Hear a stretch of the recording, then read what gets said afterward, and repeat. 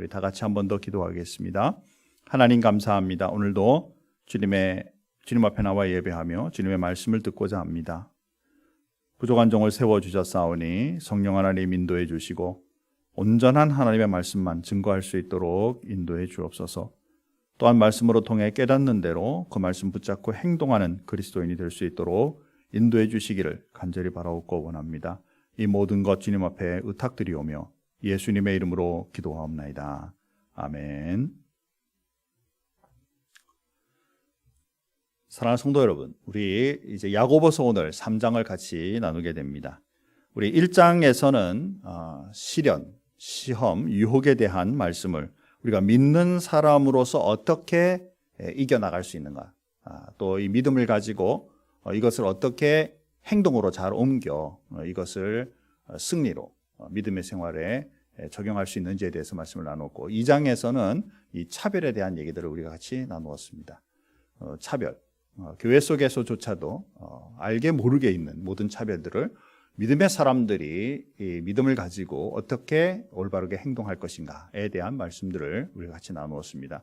오늘 우리가 같이 나누고자 하는 이 3장은 혀에 대한 것입니다. 물론 우리가 가지고 있는 혀는 이 물리적인 혀를 넘어서서 좀 더 폭넓게 이제 언어적인 것, 그리고 요즘은 이제 더 나아가서 이 혀는 어쩌면 이 글로 쓰고 있는 모든 매체, 미디어까지도 다 포함할 수 있다라고 생각합니다. 그래서 이 혀에 대한 부분들이 어떻게 하나님 앞에 바로 사용되어야 될 행동으로 옮겨질 수 있는지에 대한 말씀을 같이 나누고자 합니다. 사랑하는 성도 여러분, 우리 이 혀는 예수 잘 믿는 믿음의 사람들이라 그래서 이 혀가 이제는 언어적인 면에 온전하다 이렇게 말하기 참 힘듭니다. 참 힘듭니다. 그래서 우리 3장 1절 말씀에 보니까 너희가 많은 선생이 되지 말라 이런 표현이 있어요. 그러니까 그만큼 이 말씀을, 즉 말로 복음을 전하고 가르치는 일에는 굉장히 힘들고 어렵다. 이것이 이 모든 사람으로부터 자유롭게 아무렇게나 할 수 있는, 그렇게 편안하게 모든 일들이 나타날 수 있는 그런 일이 아니다라는 것을 알 수가 있습니다. 이 3장 1절의 말씀을 들어서 이제 많은 우리 제자 훈련을 하면서 많은 분들이 이렇게 말합니다. 목사님, 여기에 많은 선생들이 많이 되지 말라 그랬으니까 저는 이제 리더나 이렇게 말씀 전하는 일 안 하려고요. 사실 그런 의미가 아닙니다. 초대교회에 이제 말씀이 점점점 이제 성도들에게 들어가게 되고 하니까, 또 믿음도 이제 생겨나게 되고 하니까 교회 안에서 좀 가지고 있는 짧은 지식들을 막 얘기하게 되는 거예요. 막 그게 옳다고 자꾸 주장하게 되고, 그래서 교회 안에가 사실은 이제 점점 좀 시끄러운 일들이 일어나게 되는 것이죠.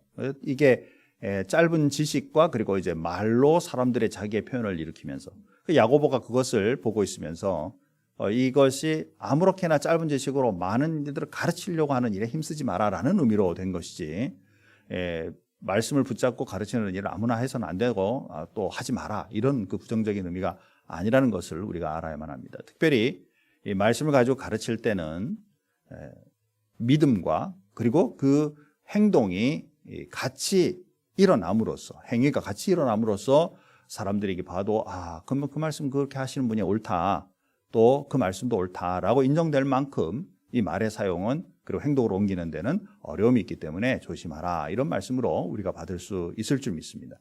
자, 이제 오늘 우리가 같이 나누고자 하는 이 부분에 있어서 먼저 말이 가지고 있는 능력, 말이 가지고 있는 힘을 먼저 이제 야고보는 말씀하고 있습니다. 그리고 나서 자, 이런 능력을 어떻게 잘 사용할 것인가에 대한 부분들, 믿음을 가지고 믿음이 있는 사람이 어떻게 이 말을 잘 사용하는 것이 옳은 방법인가라는 것을 마지막으로 제시하게 됩니다. 오늘 크게 두 가지로 이제 나누어 보게 됩니다. 자, 말의 능력, 말이 가지고 있는 힘은 오늘 본문에서 보면 1절부터 12절 말씀에 6가지의 비유를 들어서 말에 대해서 얘기를 하게 됩니다. 6가지. 그 중에 능력은 3가지로 크게 줄여서 볼 수가 있게 되는데요. 첫 번째는 말은 방향을 잡는 능력이 있습니다. 방향을 잡는 능력. 그래서 오늘 이제 그 말씀에서 보면 말에 이거 채우는 제갈 또는 고삐라고 말할 수도 있겠죠. 그리고 배의 키, 방향을 결정하는 키에 대해서 얘기를 합니다. 자, 성경 3장 3절에서 4절 말씀 보면 이렇습니다. 우리가 말들의 입에 재갈을 물리는 것은 우리에게 순종하게 하려고 그 온몸을 제어하는 것이라고 표현합니다. 온몸을 제어하는 것. 즉, 이 재갈은 말을 붙잡고 방향과 앞으로 가는 것을 제대로 하기 위해서. 자, 또 4절 말씀해 보니까 또 배를 보라. 그렇게 크고 광풍에 밀려가는 것들을 지극히 작은 키로서 사공의 뜻대로 운행하나니.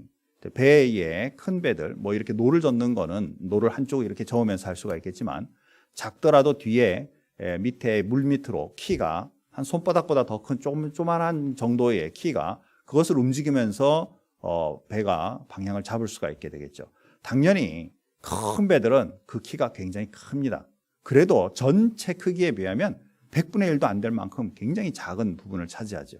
그런데도 그 방향을 이렇게 쭉 이끌어 갈 수 있다라는 것입니다. 사랑하는 성도 여러분, 우리가 사용하는 이 언어는 방향을 결정하는 아주 중요한 이 힘이 있습니다. 오늘 보니까 본문에서 쓰는 것은 좀 부정적이에요.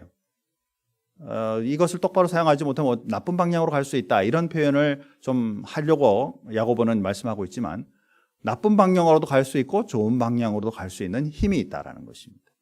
사랑하는 성도 여러분, 우리 잘 알잖아요. 내가 말을 뱉는 것이 꼭 성경이 아니더라도요, 세상 사람들도 네가 뱉는 그 말이 앞으로 네 인생 될 수 있어. 부정적인 말 하기 시작하고 부정적인 방향으로 말을 네가 생각하고 있는 것을 말로 뱉으면 넌 그렇게 갈 수밖에 없는 거야. 이렇게 이제 많이들 얘기하죠. 성경도 동일하게 얘기를 합니다. 또 여러분 생각해 보세요. 대통령, 그죠? 지도자들이 우리가 이번에는 이런 방향으로 이 일을 추진하겠습니다. 그러면은 이제 그렇게 모든 정책들이 결정되고 그 방향으로 가게 되는 것이죠. 특별히 하나님의 말씀을 붙잡은 우리 그리스도인들이 주변에 있는 사람들에게, 또 하나님을 알지 못하는 사람들에게도 그 좋은 방향을 제시할 수 있다는 것입니다. 자, 그런데 또한 악한 방향도 제시할 수가 있어요. 하나님의 말씀에 똑바로 서 있지 않고 인간의 생각과 중심이 된 것으로 내 가지고 있는 성향이나 또는 정욕에 따라서 내가 방향을 설정하게 되면 내 인생도 그쪽으로 갈 수밖에 없고 주변에 있는 사람도 그쪽으로 끌고 갈 수밖에 없는 이 방향에 힘이 있다라는 것이죠. 우리는 하나님의 말씀에 의거하여 참된 주님의 진리의 방향으로 갈 수 있는, 그리고 그것을 사용할 수 있는 그리스도인의 이 혀의 능력, 언어의 능력을 우리가 꼭 가져야 되겠습니다. 여러분들은 어느 것을 선택하시겠어요? 악한 방향으로 가는 그러한 방향, 그리고 선한 방향으로 가는 그러한 방향. 우리의 언어는, 우리의 혀는 그것을 결정할 수 있는데 무엇을 결정할까? 여러분 한번 생각해 보시기 바랍니다. 자, 우리가 두 번째로 가지고 있는 능력은 파괴하는 능력이에요. 자, 본문에서 불, 그리고 짐승에 대하여 예로 말씀하고 있습니다. 자, 본문 들어가서 이제 5절에서 8절 말씀에 보면 이렇습니다. 이와 같이 혀도 작은 지체로 돼 큰 것을 자랑하는도다. 보라, 얼마나 작은 불이 얼마나 많은 나무를 태우는가. 혀는 곧 불이요 불의의 세계라. 혀는 우리 지체 중에서 온 몸을 더럽히고 삶의 수레바퀴를 불사르나니 그 사르는 것이 지옥불에서 나느니라. 자, 먼저 불에 대해서 얘기를 하죠. 자그마한 불씨가 엄청난 큰 모든 것을 불살아버리는 일들을 여러분 보시고, 또 이렇게 TV나 이런 것을 보면서 불타는 것을 보신 적이 있을 거예요. 우리 그 큰 산이 담배꽁초 하나 버린 것 때문에 불이 납니다. 제가 개인적으로도 경험이 있습니다. 제가 캘리포니아 살 때인데요. 이제 고속도로를 막 달리고 있었어요. 이제 집으로 가는 동네, 거기 한쪽 동네가 이제 야산이 이렇게 있습니다. 그런데 여름에는 물이 별로 없기 때문에 캘리포니아는 여름에는 아주 나무들이 다 노랗게 변해 있어요. 다 말라 있는 거죠. 자, 그런데 조금 저 멀리쯤에 경찰 이 순찰 오토바이를 탄 경찰이 내리는 게 보이는 거예요. 그래서 그분이 그 오토바이에서 내리더니 막 가서 뭘 행동을 하는 걸 보면서 이렇게 저는 운전하고 지나가면서, 그리고 나서 그분을 뭘 하나라고 봤는데 거기에 아주 작은 요만큼의 불이 막 붙고 있는 거예요. 그러니까 이분이 그것을 끌려고 막 하는데 뭐 가진 게 있나요? 그래서 막 끌려고 보는 거 보고 지나갔어요. 아, 이거 불났는데? 라고 생각을 했어요. 그리고 집에 들어오니까요, 그 뒤에 야산 불나가지고 TV에 크게 나오는 거예요. 그거 아마 지나가던 사람이 담배 꽁쳐 버렸을 거예요. 그리고 그것으로 인해 불이 엄청나게 빠른 속도로 붙는 것이죠. 작은 것 하나가 완전히 정말 파괴시킬 수 있는 능력을 가지고 있다는 것이죠. 우리의 혀가 바로 그러한 부분이다라는 것입니다. 자, 더 나아가서 이제 여러 종류의 짐승들에 대해서 얘기하는데, 또 다시 이제 7, 8절 말씀 다 같이 한번 또 읽어보겠습니다. 같이 읽습니다. 여러 종류의 짐승과 새와 벌레와 바다의 생물은 다 사람이 길들일 수 있고 길들여 왔거니와 혀는 능히 길들일 사람이 없나니 쉬지 아니하는 악이요 죽이는 독이 가득한 것이라. 자, 이 혀는 이 짐승들에 비유돼서 이 짐승들은 그렇게 아무리 정말 험악한 짐승이라도 길들여질 수 있다. 짐승들은 원래 길들여지기는 어떻게 해요? 자기 그냥 원래 짐승의 성질, 성격대로 하잖아요. 그래서 남의 거고 뭐가 없죠. 그냥 다 파괴시켜버릴 수 있어요. 그렇지만 그렇게 험악한 것도 잘 길들이면 그렇게 파괴하는 것을 제어할 수 있지만 혀는 그렇지 않다라는 거예요. 우리가 좀 가만히 이렇게 묵상하면서 들여다봐야 될 단어가 있는데 그것은 뭐냐면 8절 말씀에 혀는 능히 길들일 사람이 없나니 라고 말씀하고 있죠. 영어로 보니까 No human being can tame the tongue이라고 말하고 있어요. 사람은 우리 입술을 내 건데도 불구하고 내 혀를 길들이기가 참 어려운 거죠. 거의 불가능한 것입니다. 자, 정말 그런가요? 그래서 많은 교육들이요, 그것을 바르게 하려고 많은 교육을 시키고 정말 안 되면 때려서라도 똑바른 일을 하게 하려고 하지만 사실 이 바른 말 그리고 좋은 말 하는 데는 많은 훈련이 필요하다는 걸 늘 느끼고 있을 거예요. 여러분 혹시 길에서나 또 주변에서 특히 이제 한국에 제가 있을 때 어린 아이들이요, 꼬마아이들이 걸어가면서 이렇게 얘기를 하는데 단어 한 3개 나갈 때마다 욕이 하나씩 섞여요. 그런 아이를 보고 있으면 와, 어떻게 저렇게 욕을 잘하지? 그 아이에게 이렇게 혼을 낸다고 해서 금방 없어지겠어요? 근데 이거 한국만도 아닙니다. 미국도 똑같습니다, 여러분. 미국에서도요, 이 좀 성격이 나쁘거나 올바르지 않은 교육을 받거나 또는 바른 마음의 상태를 가지고 있지 않은 이 젊은 청년들이 말할 때마다 욕을 섞어서 말하는 것을 우리 흔하게 볼 수 있어요. 영어로 말할 뿐이죠. 여기는 한국말로 말하죠. 참 희한하죠. 가지고 있는 내면의 세계의 모습들이 당연히 나타나죠. 이것을 길들이는 것이 참 어렵다. 다 공감하는 바예요. 성경 안에서는 그러면 우리의 혀를 길들인 적이 있는가라는 거예요. 바로 사도행전에 나타나는 성령의 첫 임재하심과 많은 사람들이 성령님의 인도하심을 따라 말하는 방언, 그렇죠? 이 방언은 바로 우리가 못 알아들어도 하나님께서 우리의 혀를 제어해 주심으로 하나님 앞에 올려드리는 그 음성의 기도가 되도록 인도하시는 그 축복이 있잖아요. 그렇죠? 그래서 우리가 알 수 있는 것은 뭐냐면 우리 인간 스스로는 우리의 혀를 제어하기가 너무나 힘들거나 거의 불가능해도 하나님께서 우리를 인도하시고 성령의 인도하심을 따라 우리가 살게 되면 우리는 그 인도하심을 받아 올바른 바른 방향의 말을 할 수 있게 되고, 그래서 악으로 인하여 파괴시키던 우리의 입술이 불처럼 또는 여기에 나오는 짐승들, 훈련되지 않은 짐승들처럼 그렇게 행동할 수 있는 그런 파괴적인 언어를 사용할 수도 있고, 성령의 하나님의 능력과 은혜로 우리가 은혜를 입음으로써 오히려 그 악의 세계를 파괴하고 하나님의 나라를 세워갈 수 있는 그런 능력으로 갈 수도 있다는 것이죠. 악한 것을 가지고 선한 세계를 파괴할 수도 있고, 선한 것을 가지고 악의 세력을 파괴함으로써 하나님 앞에 쓰임받는 것.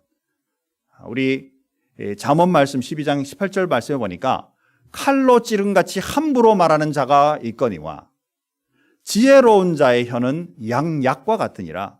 그렇죠? medicine. 여기에 나타나고 있는 다른 것을 오히려 낫게 해줄 수 있는 능력의 약이 될 수 있는 것. 이것이 바로 우리 스스로는 힘이 들지만 바로 성령 하나님의 인도하심과 말씀에 제대로 기초된 이 지혜로운 혀는 이것이 가능하게 된다. 사랑하는 성도 여러분, 여러분은 어떤 능력을 가지길 원하십니까? 제가 소원하기에는 하나님 말씀에 제대로 기초된 지혜로운 그러한 혀를 사용함으로써 하나님 앞에 은혜의 영역에 임하는 귀한 사람들 되기를 주님의 이름으로 축복합니다. 자, 그리고 우리가 세 번째 볼 수 있는 이제 비유는 일괄성에 대한 지혜를 말하게 됩니다. 우리 샘물, 이렇게 야외에 나가서 볼 수 있는 샘물들, 그리고 나무에 대한 비유를 가지고 말씀하게 되는데 본문을 한번 보시죠. 자, 10절 말씀해 보니까 한 입에서 찬송과 저주가 나오는도다. 우리 사람들은 그러죠. 한쪽에서는 막 남에게 욕해놓고, 그리고 또 한쪽에 가서는 또 하나님을 경외한다고 막 이렇게 또 이렇게 찬송하는 그런 모습을 보여요. 내 형제들아, 이것이 마땅하지 아니하니라. 이거 옳지 않다라는 것이죠. 자, 11절 말씀에 샘이 한 구멍으로 어찌 단물과 쓴물을 내겠느냐. 한쪽에 같은데 한쪽에서 한 번은 맛있고 정말 깨끗한 물이 나오다가 또 조금 있다가 갑자기 또 막 소금물이 나오다가 쓴물이 나오다가 그것도 같이 움직이고 이럴 수 없다라는 것이지. 12절 말씀해 보니까 또 다른 비유가 내 형제들아 어찌 무화과 나무가 감람 열매를 포도나무가 무화과 열매를 맺겠느냐. 이와 같이 짠물이 단물을 내지 못하느니라. 사랑하는 성도 여러분, 일괄성. 나무들은 포도나무면 포도만 맺히는 거예요. 우리가 샘물에서 이 샘물은 맛있고 달아. 이 물은 정말 좋아. 그러면 온 동네 사람들이 와서 그 물을 퍼서 먹게 되고 삶에 이용하게 되는 것이죠. 자, 그런데 이 물은 이 물은 소금물이야 하게 되면 그 산물은 쓸 수가 없는 것입니다. 그런데 우리 혀가 그렇게 일괄적이지 못하다라는 거예요. 오히려 정말 우리 삶 속에 하나님의 말씀과 그 능력이 병확하다면 우리는 일괄적으로 하나님의 은혜를 전하고 사랑을 전하고 단물을 내는 그런 샘물처럼 살 수가 있고, 무화과 나무처럼 포도나무처럼 온전한 열매, 성령의 열매를 맺을 수 있는 사람으로 살 수가 있는데, 그러한 사용으로 우리의 언어를 사용할 수 있는데, 그러지 못한 것은 연약하고 부족한, 즉 믿는 사람인데도 불구하고 바른 행실로 나타나지 않는 그 모습을 우리가 가지게 됨으로써 주변에 많은 사람들이 예수를 믿는 사람이 왜 저래? 라는 말을 들을 수밖에 없는, 하나님 보시기에도 올바르지 않은 그리스도인의 삶을 살아가게 된다는 것이죠. 사랑하는 성도 여러분, 내 내면 속에서 정말 참된 그 능력과 은혜를 가지고 우리의 입을 통하여 은혜로운 말들이 흘러나올 수 있는 그리스도인, 일괄성 있는 그리스도인으로 살아가는 것, 이것이 축복이고 은혜죠. 자, 이제 이런 능력이 있는 것 알았어요. 세 가지 아주 중요한 능력이 있는 것을 알았어요. 어떻게 하면 이러한 능력을 제대로 가지고 있고 제대로 사용할 수 있을까? 이것이 이제 그 다음 말씀으로 이어지는 아주 중요한 그러한 말씀들입니다. 13절부터 18절 말씀, 오늘 읽었던 말씀이죠. 올바른 말을 사용하는 방법. 자, 이 말씀에 대해 한번 생각해 보십시다. 이것에 대하여 먼저 이 야고보는 아주 두 가지의 중요한 이 부분을 다루고 있는데, 지혜입니다. 그 중에서도 거짓 지혜와 그리고 참된 지혜, 두 가지의 부분에서 먼저 다룬 다음에 우리는 어디에 맞추어 그것을 사용할 것인가에 대한 부분을 얘기하고 있습니다. 자, 먼저 거짓 지혜입니다. 13에서 16절 말씀해 보니까, 자, 말씀 같이 한번 보시겠습니다. 14절 말씀, 그러나 너희 마음속에 독한 시기와 다툼이 있으면 자랑하지 마라. 진리를 거스러 거짓말하지 마라. 이러한 지혜는 위로부터 내려온 것이 아니요 땅 위의 것이요 정력의 것이요 귀신의 것이니. 자, 사랑하는 성도 여러분, 우리 가지고 있는 마음의 섭섭함이나 이런 것들이 생기게 되면 우리는 자연적으로 이렇게 그것에 대해서 불평이나 실망이나 이런 걸 표현하게 되어 있죠. 아주 잘 믿는 믿음의 사람이라 할지라 막 이렇게 나오죠. 자, 그러다 보니까 마음의 시기심이나 다툼이나 이런 것들이 오히려 표현됨으로써 진리에 거스리게 되고 거짓말하게 되는 그러한 모습으로 가게 됩니다. 자연스러운 거죠, 아주. 근데 이것이 자연스럽지 않도록, 경건하지 않도록 우리가 이것을 제어할 수 있는 능력이 있어야 될 것이라고 봅니다. 자, 이러한 것에 기초되어 있는 행동의 근원은 바로 거짓된 지혜고, 이 거짓된 지혜는 땅 위의 것이고 정력의 것이고 귀신의 것이다라는 것이죠. 제가 거의 이제 30년 가까워요. 29년 정도 됐습니다. 미국 온 지가. 미국 오기 전에 유학을 와야 되겠다 생각하고 몇 년 동안 사실은 이제 유학을 준비를 하는 기간이 있었어요. 1980년대 이제 후반부터 준비를 했으니까 그때는 뭐 이렇게 유학을 위한 뭐 정보도 많지 않았고 또 편지로 주고받던 시대고 사실 참 힘들었어요. 힘든 그런 부분인데 특히 제일 어려운 부분은 뭐였냐면 이 영어를 배우는 것이죠. 영어를 배워서 이것을 자연스럽게 쓸 수 있도록 해야 되는 건데 외국인들이 많지도 않았고 저 배우기 참 어려운 시대였습니다. 우리 제 아버님께서 어떤 이유인지 모르겠는데 또는 아들들을 위해서 자녀들을 위해서 일부러 그러셨는지 모르겠는데 영어 테이프를 그때 당시 이제 테이프를 한 그 세트를 그러니까 시리즈를 완전한 시리즈 하나를 사가지고 오셨고 집에 이렇게 있었어요. 그래서 저는 마침 또 이제 영어 테이프가 있으니까 그걸 들으면서 좀 영어의 토킹하는 것을 좀 배워야 되겠다 이렇게 생각을 했거든요. 그래서 그걸 듣고 다녔는데 꽤 많은 테이프였어요. 그리고 이제 또 여러분 아시잖아요. 카세트 테이프 옛날 거 큰 거 이런 거 들고 이제 다니면서 늘 들었어요. 근데 그 테이프가 English Alive라는 그런 그 제목의 테이프 전체 그 시리즈였는데요. 이게 영국식 영어인 거예요. 영국식 영어.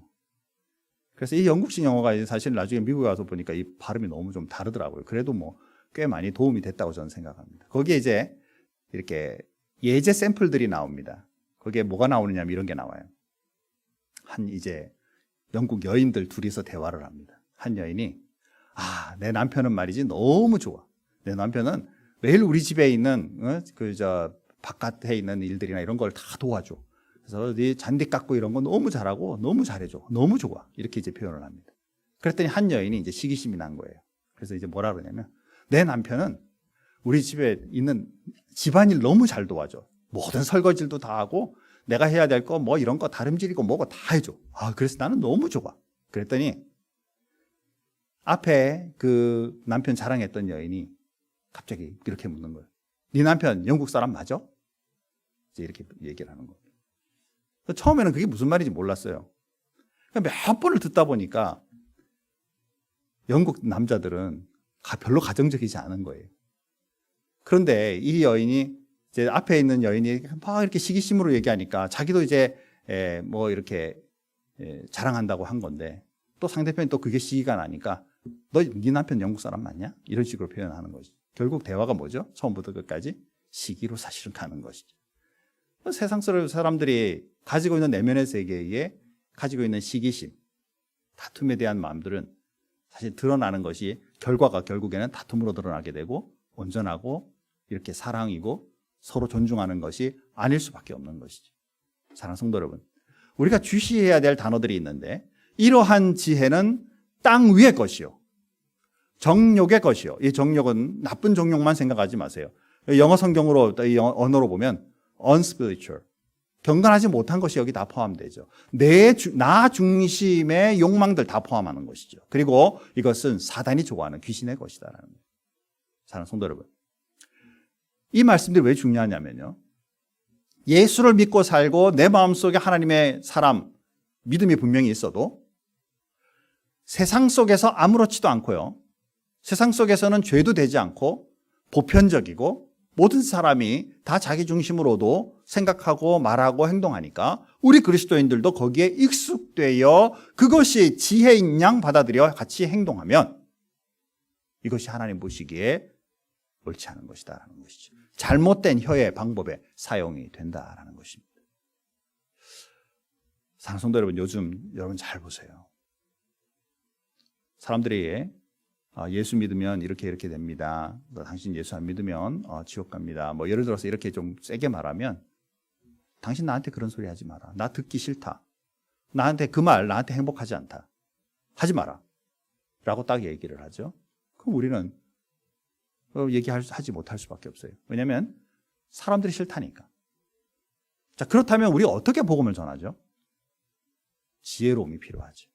세상의 사람들은 모든 것을 나 중심으로 생각하고 내가 싫으면 듣기 싫은 거고 내가 싫으면 내가 틀리면 다른 거 다 틀렸다고 생각할 수 있는 세상을 지금 가고 있죠. 자, 그것에 대하여 우리 그리스도인들이 정확하게 분별하고 정확하게 모든 방향과 이것을 제시해 주지 못하게 되면 오히려 그들의 생각을 방해하는 자들이 되게 되고 진리에 대하여 거스리는에도 불구하고 그것을 올바른 방향을 제시하지 못하는 그런 그리스도인의 삶이 있게 된다는 것입니다. 이거 참 어려운 세상을 살고 있죠. 더 중요한 것은 우리도 그 방향을 따라 살고 있다는 거예요. 예수 믿는다라고 말하고 있는데도 세상의 것들이 진리가 되어서 세상의 사람들이 아무렇지도 않게 사용하니까 그것이 하나님의 말씀인 양 사용하게 된다면 이것은 결코 바른 그리스도인의 삶이 될 수 없음을 우리는 다시 한번 생각해 봐야 되겠죠. 자, 이제 더 나아가 이 야고보는 오히려 참된 진리가 무엇이냐, 지혜가 무엇이냐에 대해서 말씀합니다. 자, 17, 18절 말씀해 보니까 오직 위로부터 난 지혜는, 그렇죠? 하나님께로부터 온 지혜. 자, 어떤 게 있을까요? 하나님으로부터 온 지혜가 어떤 게 있죠? 가장 우리가 쉽게 생각할 수 있는 건 하나님의 말씀이죠. 하나님의 말씀에 무장된 사람, 또 성령의 능력으로 그 말씀을 제대로 풀어갈 수 있는 사람, 그 능력을 소유한 사람, 이것이 바로 위로부터 난 지혜를 소유한 사람이죠. 이 지혜는 첫째 성결하고, 다음에 화평하고, 관용하고, 양순하며 긍휼과 선한 열매가 가득하고 편견과 거짓이 없나니, 이렇게 표현합니다. 사랑하는 성도 여러분, 하나님의 말씀에 사로잡혀 있고 그 말씀은 순전합니다. 성결합니다. 성결 그러면 무조건 holy만 생각할 수 있을지 모르겠지만 영어 성경으로 여러분 이렇게 밑에 내려가서 보시게 되면 뭐라고 말하냐면 pure라는 단어를 쓰고 있습니다. pure. 순수하다라는 거예요. 그리고 화평이라는 단어를 쓰게 됩니다. 여러분, 요즘 세상이요, 양쪽으로 싸울 수 있는 가능성의 어려움성을 다 가지고 있어도 다 지금 뭔가 하나만 터지면 부딪히고 힘들고 어렵게 될 수 있는 거 분명한데도 불구하고 그냥 그건 내버려 두고 싸우지 않고만 있으면 화평이라고 생각합니다. 맞나요?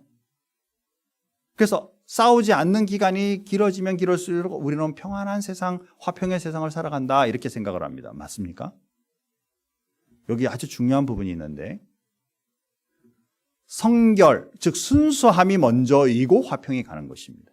하나님의 말씀의 순수성이 화평을 주장하는 거예요. 화평하기 때문에 하나님의 말씀이 순수하다고 말할 수 없다라는 거예요. 순서 바꾸면 안 된다라는 것입니다. 진리가 명확하기 때문에 양쪽에 싸울 수 있는 가능성을 완전히 내려놓고 나서야 화평이, 온전한 화평이 온다라고 생각하는 것이 먼저다라는 것입니다. 그런데 그것이 아니라 싸울 수 있는 가능성이 있어도 안 싸우고 있으면 평화다라고 말하게 되면 싸우기 시작할 때는 그러면 뭔데? 다 피해되게 되는 것이죠. 사랑하는 성도 여러분, 우리 그리스도인으로서 우리가 잘 살펴야 되는 것은 하나님의 말씀의 순수성이 내가 제대로 받아들이게 되면 내 마음속에 평강이 임합니다. 지금 여러 가지 바이러스 등으로 인해서, 지금 폭동과 여러 가지 어려움 등으로 인해서 우리 주변에 일어나는 거 우리를 불안하게 만들지만 하나님의 말씀의 그 능력과 은혜가 분명하다면 내 마음속엔 그 어려움 중에서도, 폭풍 가운데서도 하나님이 주시는 평안함을 내가 가지기 시작하게 되죠. 자, 그리고 사람들을 대할 때 그들에게 대해서 관용이 나가게 됩니다. 이 관용이라는 것은 뭐예요? 그들에 대하여 용납, 받아들임. 내 가지고 있는 생각을 말하는 것을 절제하는 능력을 얘기하는 것입니다. 자, 안 믿는 사람들 또는 기독교에 대해서 굉장히 부정적인 생각을 가지고 있는 사람들이 우리들에게 공격을 합니다. 여러분 어떻게 행동해요? 똑같이 화내고 다른가 보다 관용이, 내 마음속에 진정한 말씀의 평안이 있다면, 저분들 진짜 진리를 아직 몰라서 그런 거니까 내가 저분의 그 생각을 받아들이고 어떻게 하면 저들을 도와줄 수 있을 것인가 라고 생각하고 그들을 대하기 시작하고 행동하기 시작하는 것, 이것이 관용입니다. 뭐 한마디 했다 그래서 거기다 대고 막 따발총 쏘듯이 막 공격을 해대면 사실은 싸움이 되고 다툼이 되게 되는 것이죠. 그런데 말씀의 능력과 은혜가 확실하다면 오히려 그분들의 그것을 바라보면서 마음에 그를 받아들이고, 그리고 양순해집니다. 양순하다라는 것은 마찬가지로 좋게 대하는 거예요.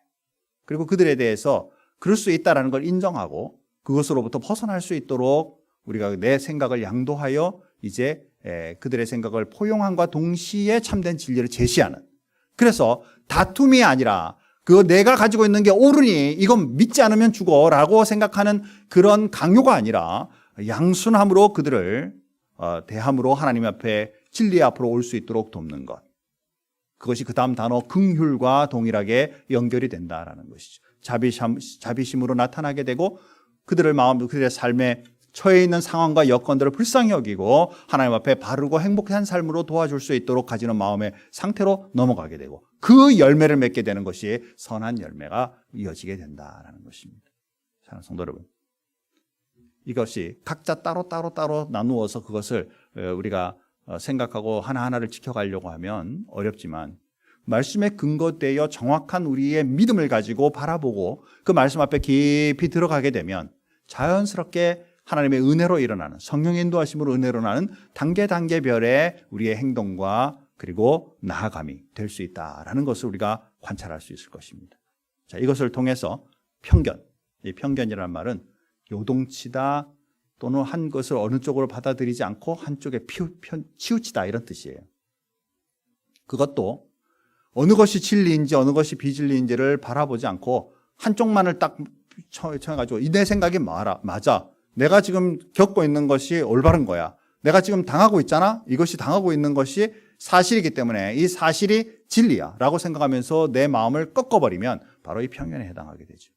그리스도인은 이 편견이라는 단어를 우리가 오히려 하나님 앞에 잘 살펴봄으로써 나도 어느 쪽에 치우친 사람이 아닌가? 하나님의 말씀 앞에 제대로 갈 수 있는 이 가능성을 열어놓고 진리를 추구하고 주님 앞에 나갈 수 있는 사람이 되어야 되겠죠. 또 하나는 거짓이 없다 이렇게 표현했어요. 이 거짓이라는 이 단어는 가면이라는 단어입니다. 옛날 배우들이 가면 쓰고 이제 그 사람의 역할을 했던 것처럼 이제 요즘은 이제 그 사람의 명의를 뭐 가면 안 쓰지만 그러나 극 중에서 어떤 가상의 인물에 대하여 자기가 가지고 있는 행실과의 모든 것을 그대로 가지고 움직이잖아요. 이 가면을 쓰는, 그래서 이런 행동을 하지 않는. 근데 말씀을 한번 잘 들여다보면 나는 예수님 믿는 사람이에요. 나는 하나님의 사람입니다. 그렇죠? 그런데 내가 쓴 가면은 뭘 쓰고 있냐면요, 안 믿는 사람들하고 똑같은 가면을 쓰고 있는 거예요. 내가 쓰고 있는 용어들, 내가 행동하는 모든 행동들, 이 모든 것이 안 믿는 사람들과 동일하게 되니까 다른 사람들 보기에는 거짓된 행동이죠. 예수 믿는다 그러면서 안 믿는 사람들까지 똑같이 해요. 예수 믿는다 그러면서 미움, 시기, 질투 다 있는 거예요. 자, 그러니까 그 사람들 보기에는 바로 이 거짓된 행동의 사람들의 모습이 그들은 예수를 믿지도 않았고 말씀도 받아들이지 않고 그리고 그들은 행동하니까 그들에게 있어서는 아무런 거짓이 없죠. 왜냐하면 그들이 생각하는 거짓은 이중된 거짓이니까. 너는 하나님을 믿는다고 말하고 너는 믿음이 있다라고 말하고 네 속에는 말씀이 있어서 네 인생을 하나님 앞에 모든 거 드리고 그 은혜로 산다라고 말하고 그렇게 말하는데 어떻게 나타나는 모습은 다른 사람의 모습이니? 그 어떻게 악한 사람들의 모습과 똑같은 모습이 나에게 나타나니? 라고 해서 그 사람들은 우리들을 보게 된다는 것이죠. 이것이 없는 그리스도인의 삶, 무엇으로 가능한가? 내면의 세계에서 순수한 위로부터 난 지혜가 우리를 주관하게 하고 그 주관으로 인해 자연스럽게 우리의 행동을 가면을 쓰지 않고 그 말씀대로, 그 능력대로, 하나님의 인도하심대로 살아가는 자연스러움이 오히려 우리를 바른 그리스도인, 하나님의 말씀의 능력의 그리스도인으로 우리를 이끌어간다라는 사실을 우리가 보아야만 한다라는 것입니다. 사랑하는 성도 여러분, 18절 말씀해 보니까 이렇게 말씀합니다. 화평하게 하는 자들은 화평으로 심어 의의 열매를 거두느니라. 앞에서 말씀드렸죠. 순수함이 없는, 즉 말씀의 순수함이 없는 화평은 거짓 화평이 될 수 있습니다. 이제 우리 그리스도인들은 여기에 화평을 심는다라는 것은 바로 말씀에 근거한 화평을 그들에게 심어갈 때, 나 자신도 마찬가지로 우리 주변의 사람들에게 심어갈 때 그 열매를 거두게 되어 있죠. 하나님이 기뻐하시는 의의 열매, 올바른 열매를 거둘 수 있습니다. 세속적인, 그냥 다툼이 없는 세상적인 평화를 심음으로 의의 열매가 맺어질 거라고 생각하지 마세요. 이 말씀은 의와 연관되어 있는 말씀이다라는 사실을 잊어서는 안 됩니다. 자, 그러다 보니까요, 어떤 때는 세상 사람들과 부딪힐 수 있어요. 하나님의 말씀의 순수성과 화평을 가지고 그들을 대하다 보니까 그들은 공격적이고 그들은 우리들에 대해서 잘못된 걸 찾으려고 하지만 우리는 그것을 끝까지 인내함으로 천천히 제대로 된 하나님의 말씀을 계속 제시해 가면서 주님 앞에 나아가야 되는 어려움이 있죠. 그러나 그것을 번복하지 않고 마지막까지 그 화평을 꾸준히 심어갈 때에 하나님이 기뻐하시는 의의 열매를 맺을 수 있는 것이 우리 그리스도인의 삶이다라는 것을 분명히 한다면 우리의 언어의 생활에서는 결코 함부로 세상의 사람들처럼 앞에 말했던 거짓 그런 지혜를 따라 움직이는 그런 일들은 분명히 자제될 것이고 하나님이 기뻐하시는 그러한 열매를 맺을 줄 믿습니다. 쉽지 않죠. 그러나 그만한 가치가 있죠. 그리고 그만한 하나님께서 기뻐하시는 일인 것을 우리가 알 수가 있죠. 자, 이런 말씀을 묵상하다가 이제 마지막으로 우리 같이 한번 말씀을 읽기 원하는 말씀이 있는데 시편 141편 중에도 1절부터 4절 말씀에 이 다윗의 시의 고백인데 이의 고백을 우리가 한번 같이 한번 크게 읽으면서 말씀을 마무리하겠습니다. 1절, 2절 같이 한번 읽어봅니다. 여호와여, 내가 주를 불렀사오니 속히 내게 오시옵소서. 내가 주께 부르짖을 때에 내 음성에 귀를 기울이소서. 나의 기도가 주의 앞에 분향함과 같이 되며 나의 손드는 것이 저녁 제사같이 되게 하소서. 먼저 하나님 앞에 기도로 우리의 입술을 열고 있죠. 이 기도가 하나님 들어주시고 하나님 인도하시는 제사가 되게 해주십시오. 예배가 되게 해주십시오. 내 음성의 기도들을 들어주시는 하나님의 능력을 경험하게 해주십시오 라고 먼저 제시하고 있죠. 자, 그리고 나서 3절, 4절 말씀에 이렇게 말씀합니다. 다 같이 또 한번 읽어보겠습니다. 여호와여, 내 입에 파수꾼을 세우시고 내 입술의 문을 지키소서. 내 마음이 악한 일에 기울어 죄악을 행하는 자들과 함께 악을 행하지 말게 하시며 그들의 진수성찬을 먹지 말게 하소서. 아멘.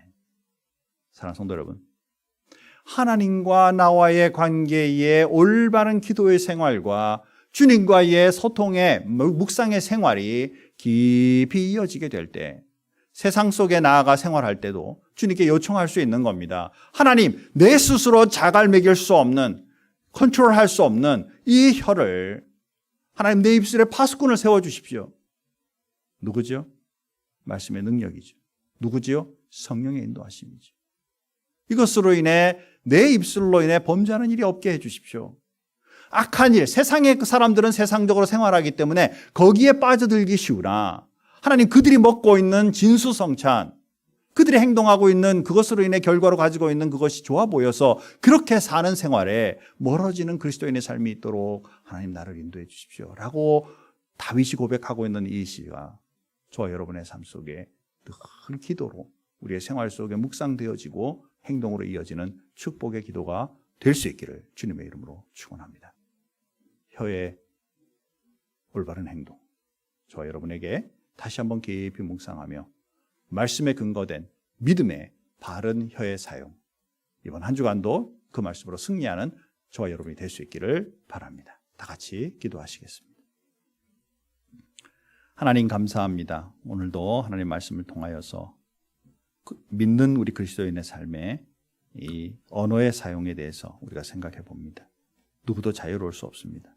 부족한 정도 늘 부족하고 하나님 앞에 늘 엎드리며 주님의 정말 바른 이런 언어의 사용들, 이것으로 통해 능력과 은혜가 나타나기를 바라지만 실수할 때 많고 넘어질 때 많습니다. 사랑하는 우리 모든 성도님들과 부족한 종에게 은혜를 더해 주셔서 참된 진리에 근거하여 성령님의 인도하심을 따라 은혜로 승리해가는 그리스도인의 삶이 꼭 있도록 축복해 주옵소서. 우리가 사용하는 이 언어의 능력으로 우리 이 지역과 세상 세계를 섬겨갈 수 있는 그리스도인들이 되게 하여 주시고, 또한 우리 큰빛교회 또한 주님께서 축복해 주셔서 이 지역과 세상 세계를 향해 참된 복음의 말씀을 선포하는 교회가 될 수 있도록 하나님 늘 인도해 주옵소서. 주님 앞에 감사드리오며 예수님의 이름으로 기도하옵나이다. 아멘.